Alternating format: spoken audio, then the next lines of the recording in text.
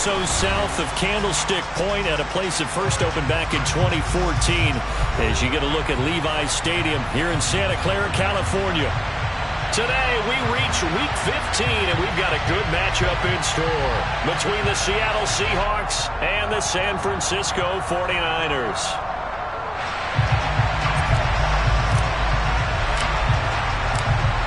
Just about time to rock as toe gets ready to meet leather. And we are underway from Santa Clara. And they will not get a chance to return this one as it's through the end zone for a touchback.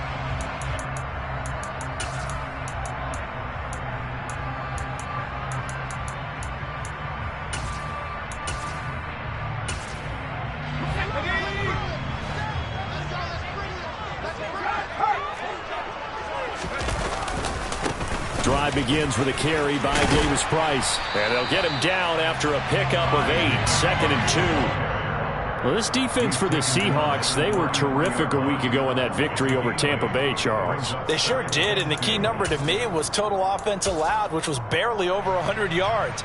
That's a heck of a sign that this defense is really putting all the pieces together and doing it cohesively.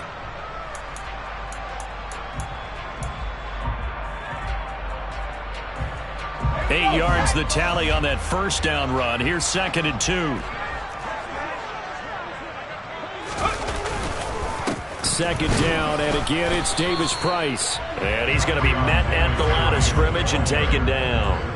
Not enough there for a first. No gain, as a matter of fact. And it leaves them at 3rd and 1. The good run on first down followed up by a not-so-good run on 2nd down. Now let's find out if they're going to stick with the run here on 3rd down. A lot of people would love to see some play action here. I say go with your best running play over your best blocker. Davis Price will try to pick it up. Just a yard on the run there, and that's going to bring us to a 4th down. Plenty of shouts from this crowd as they watch the replay. They want a challenge, and they're going to get one.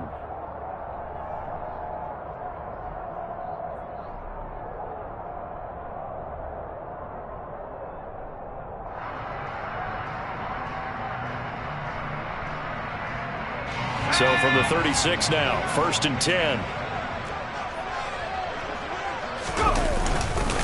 Davis Price on 1st and 10. And he'll manage to pick up about 4 at 2nd down. The Niners had 8 and 5 to start play. They've been playing their best football of the year, winners of 4 in a row. And I thought that they played pretty well last week. Their execution, their discipline, their resilience, all on display in that victory. Following the pickup of 4, here's 2nd and 6.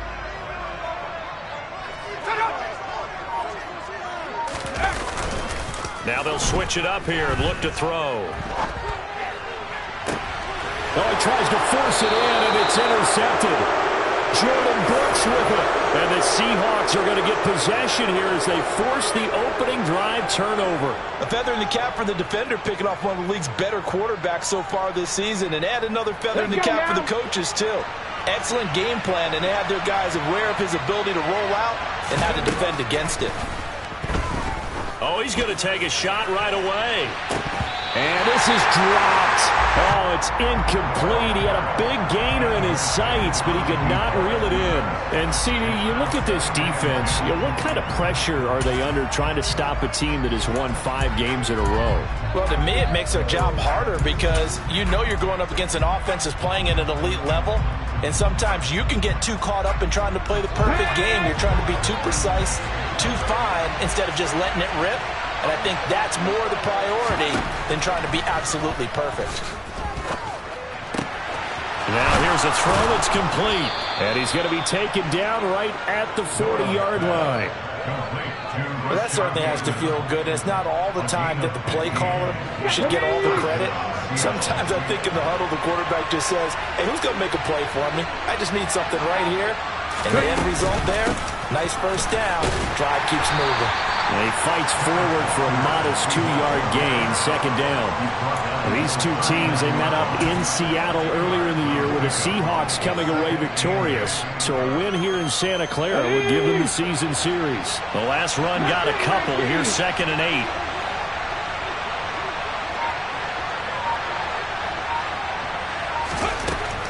Back to throw. Noel. Open man, that's Noah Fant, the tight end. And this will move the chains again as the tackle's going to be made at the 49ers' 20-yard line. The Seahawks moving pretty well through the air. Another first down. Come on.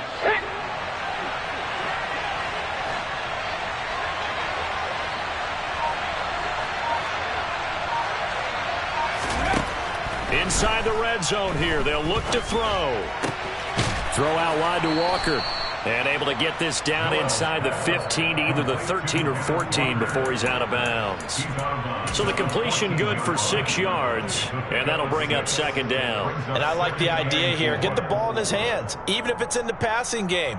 3 catches a week ago, and he does a nice job here to pick up yardage.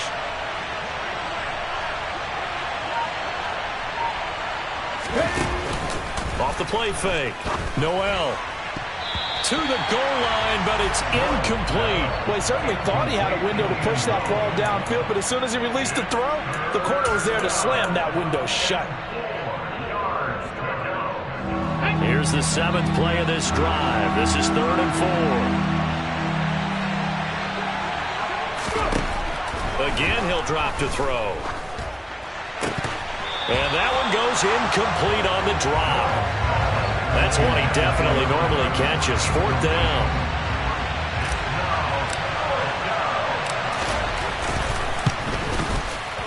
And his kick is indeed good. And the Seahawks grab a 3-0 lead. So, Charles, they get to them with their first turnover of the game and then make it hurt a little bit extra with a field goal. And anytime you give the ball up, what's the first thing a coach tells his defense?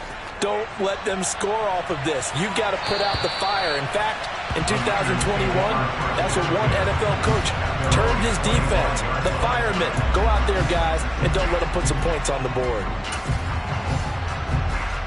The 49er offense set to get this drive underway. And they'll be looking to make amends for that first drive, which came to a rather abrupt ending. Certainly did, and I remember going back to my notes before this game, and a lot of times when I scout a guy, I have a little section about how does he handle adversity. And in this case, a big check mark. He may have thrown the first interception, but I don't think he's going to throw very many more. It's a gain of 34. When they've needed a play this year, he's certainly been the guy to deliver it. As this season has gone on, he's been awfully consistent and sometimes spectacular. So the big play gets him across midfield now for 1st and 10. Off the play fake, he'll look to throw. He's going to let this go. Back of the end zone. It's incomplete. Took a shot, couldn't connect. I like the thought process there. They connected on a big play, and sometimes you find the defense vulnerable. So they went for the bigger shot, went for it all on that one. This time, they were ready for it. Pressure comes. He's taken down by the Seahawk defense. He couldn't get away. He'll wind up losing 12 yards, a 12-yard loss, and it brings up 3rd.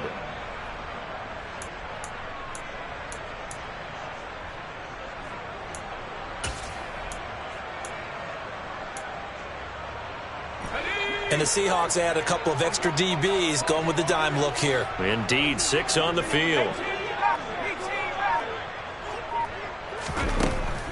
Back to throw here.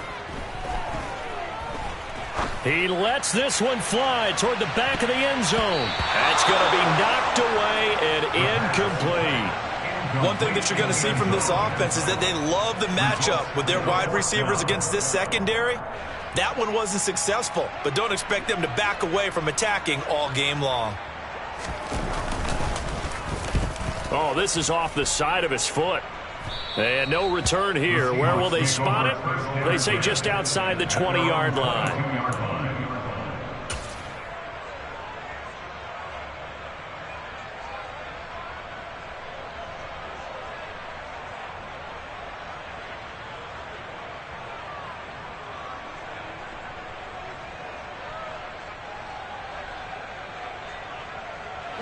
Coming to the line here to begin their next drive, the Seahawks offense.